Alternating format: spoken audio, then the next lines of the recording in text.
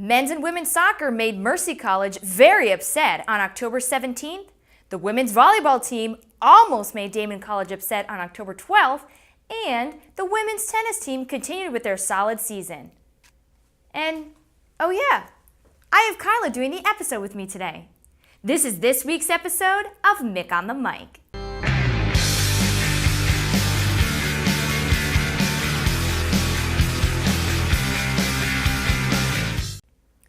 The Roberts Wesleyan women's volleyball team didn't shy away from the #1 team in the East Coast Conference when Daemen visited the Voller Athletic Center on October 12th.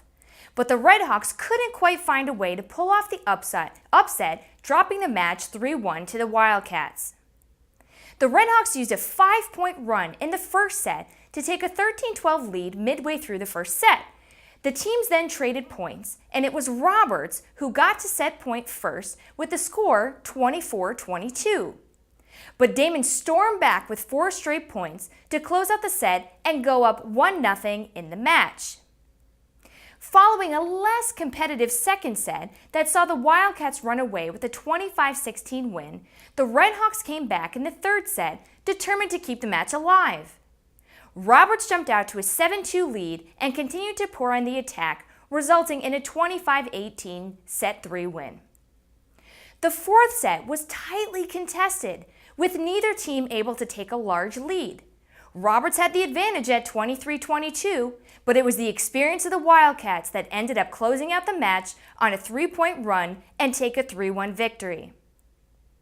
Then over in tennis, on October 12th, the women's tennis team took on the LIU Post Pioneers in a conference showdown in Long Island.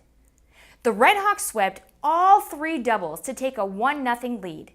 Senior Marusha Bosch extended the lead to 2-0 with a straight set win over Charlotte Haynes at third singles, and junior Salome Darsalia followed suit with a 6-0, 6-1 win over Kathleen Kumpis at sixth singles. Leading 3-0, Redhawks sophomore Laura Freeman clinched the match with a 6-0, 6-0 win over Isabel Bifulco at fifth singles.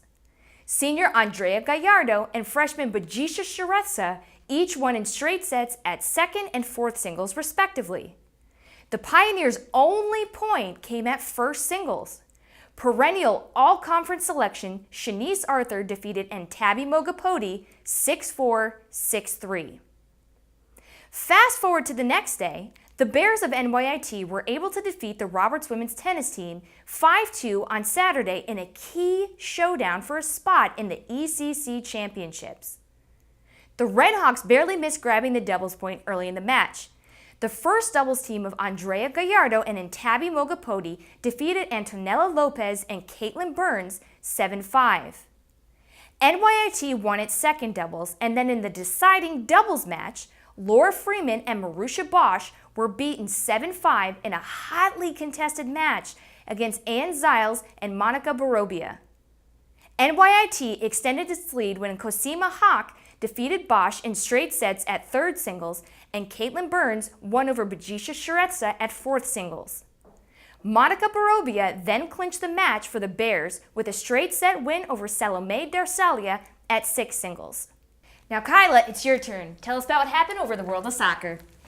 On October 13th, the Roberts Wesleyan women's soccer team took on Dominican College at home. They scored 2 early goals in the first half to beat Dominican College on Saturday afternoon. The game was highlighted by 2 goals from Redhawks midfielder Israela Groves. Groves' first goal came in the 5th minute off of a cross inside the box from freshman Justine Sharda, giving her the opportunity to finish and place the ball in the back of the Chargers' net.